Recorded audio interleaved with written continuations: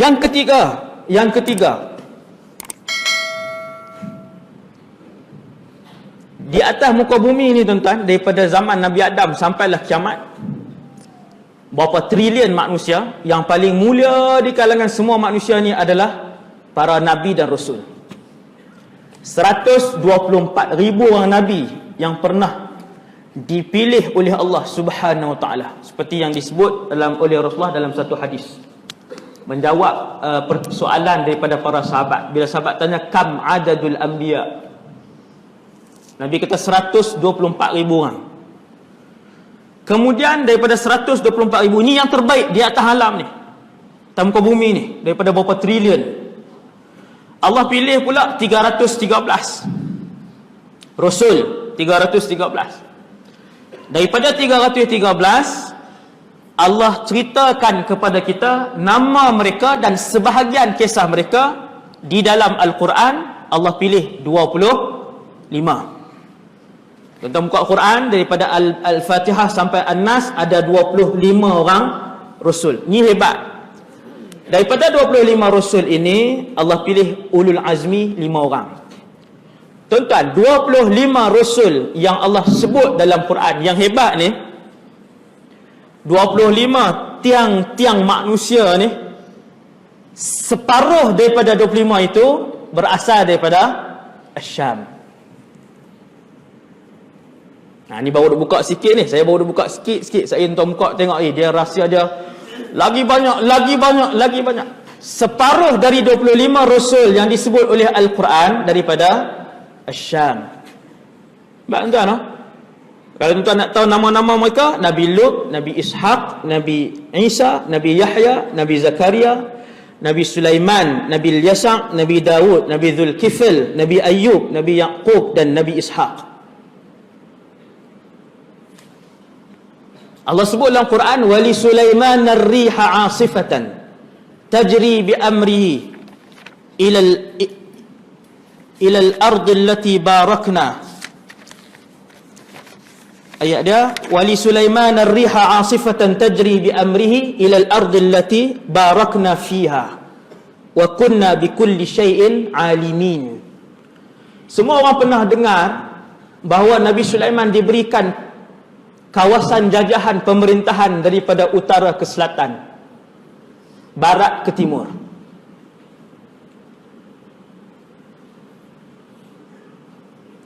Dan dia pernah berdoa, Rabbi habli mulkan la yanbaghi li ahadin min ba'di. Ya Allah, kau kurniakanlah sebuah kerajaan kepadaku yang tidak pernah diberikan oleh mana-mana orang selepas aku. Nabi Sulaiman, antara mukjizat dia, Nabi Sulaiman ada sebuah kapal yang di atas kapal itu diletakkan, kata Sa'id ibn Jubair radhiyallahu anhu, salah seorang daripada kibar at-tabi'in, ulama tabi'in, diriwayatkan cerita ni. Nabi Sulaiman ni dia ada satu kapal kayu. Di atas kapal itu diletakkan 600,000 kursi. Di atas kursi, di atas 600,000 tu, yang duduk atas kursi-kursi itu adalah orang-orang yang hebat dan juga jin-jin yang hebat. Maksudnya orang kanan kepada Nabi Sulaiman dan jin-jin kanan Nabi Sulaiman, 600,000 orang. Kemudian Nabi Sulaiman akan perintahkan burung untuk membentuk bumbung di atas kapal tu. Cerita ni ada sanad ni, bukan cerita macam tu je, dia ada sanad. Sanad dia yang paling akhir adalah Sa'id bin Jubair. Awal sekali daripada Abi Hatim. Dia akan panggil burung untuk membentuk bumbung, dan kemudian dia akan panggil angin dia. Angin kencang, rih asifah, bukan angin biasa tepi pantai yang tu bagi lena orang ni. Angin kencang, angin tu datang, dia akan duduk di bawah kapal tu, kemudian dia akan gerakkan kapal tu, membawa Nabi Sulaiman bersama dengan 600,000 orang. Di mana tuan-tuan pangkalan Nabi Sulaiman, kerajaan Nabi Sulaiman? Syam. Bumi Syam. Separuh daripada Rasul daripada Syam. Itu antara keberkatan itulah. Apabila Quran puji dengan memberi gelaran Al-Ardul Mubarakah, Nabi mendoakan keberkatan bumi Syam dalam puluhan hadis yang saya tak sebut semua. Kalau sebut puji Nabi kepada bumi Syam 2 jam. Hak Nabi puji saja. Kalau sebut semua 2 jam baru habis. Jadi saya skip yang tu, tuan-tuan. Kemudian selepas Nabi wafat, para sahabat radhiyallahu anhum ramai-ramai berhijrah ke bumi Syam. Ramai berhijrah ke bumi Syam. Antaranya Khalid Al-Walid. Khalid Al-Walid jasad dia di Syam, di Syria. Ni saya sebut sahabat yang besar lah. Kalau kecil-kecil kita tak kenal. Yang paling hebat dalam pertempuran Khalid Al-Walid di Syam. Sahabat antara 3 yang paling hebat dalam Quran. Sekira-kira Nabi sebut, kalau kalian nak mendengar bacaan Al-Quran seperti bacaan Jibril, maka hendaklah kalian mendengar bacaan Ubay ibn Ka'ab. Maka Nabi sebut, aqra'ukum Ubay.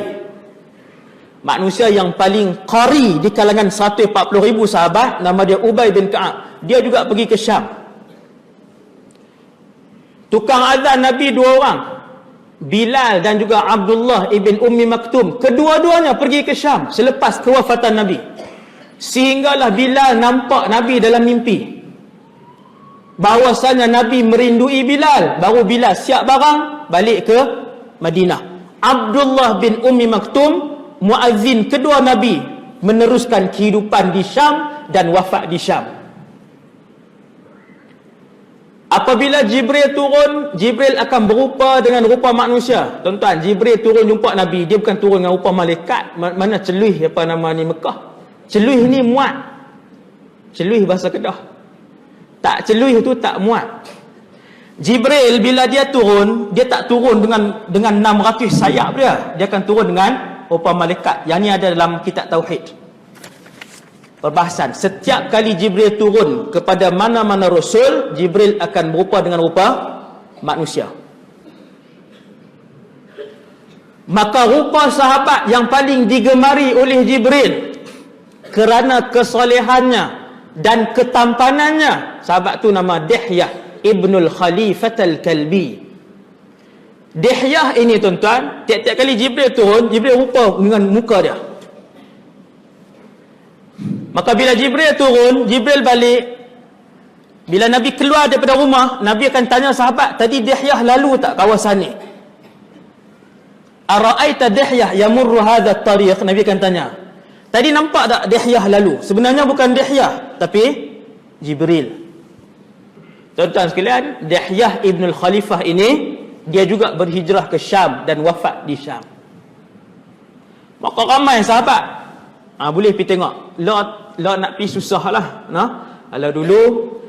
Kalau dulu apa nama ni,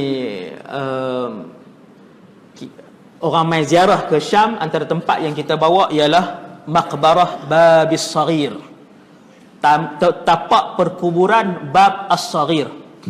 Dalam tu ada ramai para ulama dan juga para sahabat.